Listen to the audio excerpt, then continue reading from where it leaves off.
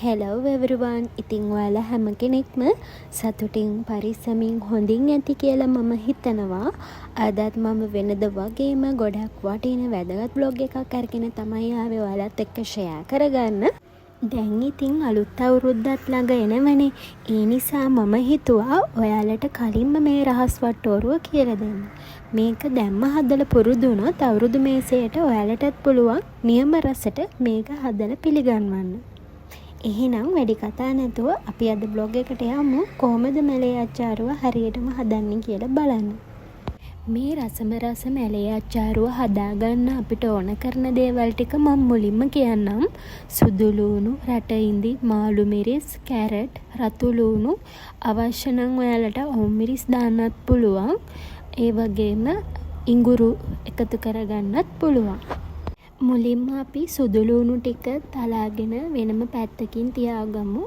ඊළඟට ඇට ඉවත් කරලා රට ඉඳි ටිකත් අපි තලා ගන්න ඕන. මේ දෙක එකට දාලා තලා ගත්තත් ප්‍රශ්නයක් නැහැ. මම මෙතනදී දෙක වෙන වෙනම තමයි අඹරගත්තේ.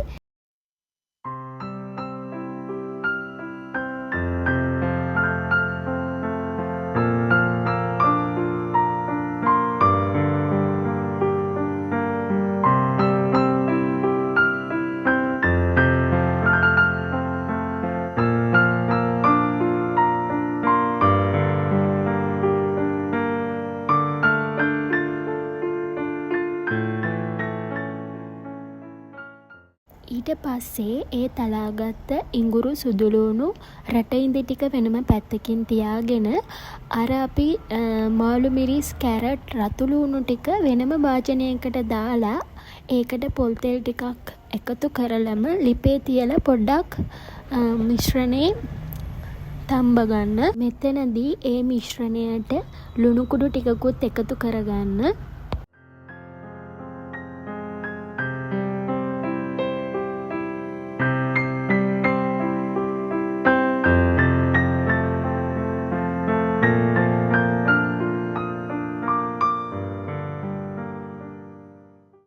ඊට පස්සේ වෙනම භාජනයක් ලිපේ තියලා ඒකට විනාගිරි ටිකක් දාලා ටිකක් රත් කරගන්න. ඒ මද රස්නෙට රත් වුණාට පස්සේ අපිට පුළුවන් මේකට මිරිස් කුඩු, අබ කුඩු, ගම්මිරිස් කුඩු, ලුණු කුඩු එකතු කරගන්න. මම මෙතනදී මිරිස් කුඩු, අබ කුඩු, ලුණු කුඩු විතරයි දැම්මේ. මේක හොඳට මික්ස් කරගෙන ඒක පොඩ්ඩක් රත් වීගෙන එද්දී ඔයාලට පුළුවන් අර අපි කලින් තලාගෙන පැත්තකින් තියාගත්ත ඉඟුරු සුදු ලූණු ටික මේකට දාන්න. මුලින්ම ඉඟුරු සුදු ලූණු ටික මේ මිශ්‍රණයට එකතු කරලා සීනි ටිකත් එකතු කරගන්න.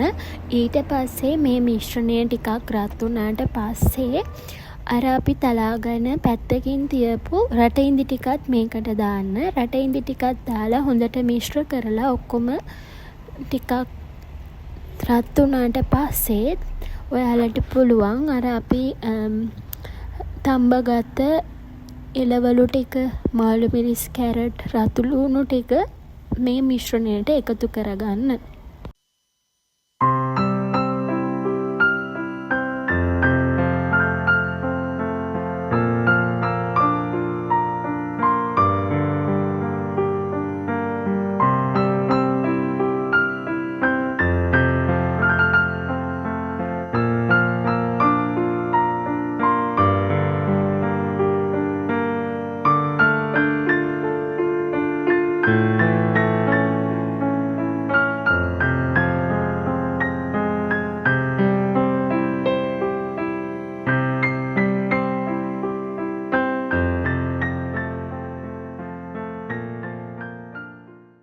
ඉතින් ඔන්න ඔය විදියට තමයි මේ රසම මැලේ අච්චාරුව හදන්නේ.